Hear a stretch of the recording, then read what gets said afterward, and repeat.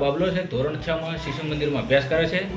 જે એમને ટેસ્ટ લેવામાં આવ્યો વિશાલભાઈ ગુરુજી દ્વારા ઇંગ્લિશ વિષયનો, તેમાં કંઈક માર્કિંગ ઓછું આવવાના કારણે એમને ઢોર મારવામાં આવ્યો છે.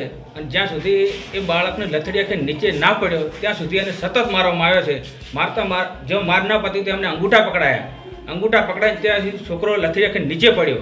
પછી સાંજે છૂટતા અમારે ઘેર આવ્યો કે મને થોડો માર મારવા. મેં તરત જ રૂબરૂ જઈ શાળામાં ગયો 5:30-6 આસપાસ. તો મને સંતોષકારક કે તમે અમે યોગ્ય પગલાં કરીશું, તમે રૂબરૂ મળજો એ વાત કરેલ. પણ છતાં અમે સવારમાં ગયા તો કોઈ અમને સંતોષકારક જવાબ ના આપેલ. તો અમારે પોલીસ સ્ટેશનમાં FIR ફડાવી પડી અને અહીંયા અમે સરકારી થરા રેફરલ હોસ્પિટલમાં એમને સારવાર માટે લઈને આવેલા છીએ, જે એની સારવાર અમને કરશે. આ બે છોકરા ત્યાં ભણે છે શિશુ મંદિરમાં, ત્યાં 6ઠા ધોરણમાં ભણે છે. અને કાલે વિશાલભાઈ સાહેબ કરી નામ છે તેમના, એમને છોકરાને ધાબા ઉપર લઈ જઈને માર્યા છે. એમને હાલ પગમ લોહી ભરાણું છે. બીજા સાહેબો ઘણા જોતા હતા પણ સાહેબે કોઈ એમને કીધું નહીં કેમ મારો છો તમે આ. પછી એમને મને સાજી ખબર પડી કે આ પ્રશ્ન બન્યો એટલે અમે સાહેબને ફોન કર્યો. સાહેબ અમને કાલ મળ્યા નહીં.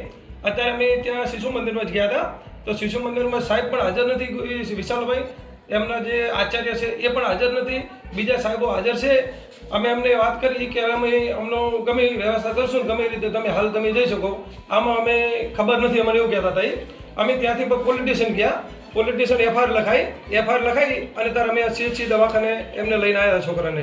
અમારી તમામ માહિતીથી અપડેટ રહેવા માટે જોડાયેલા રહો S9 ન્યૂઝ સાથે.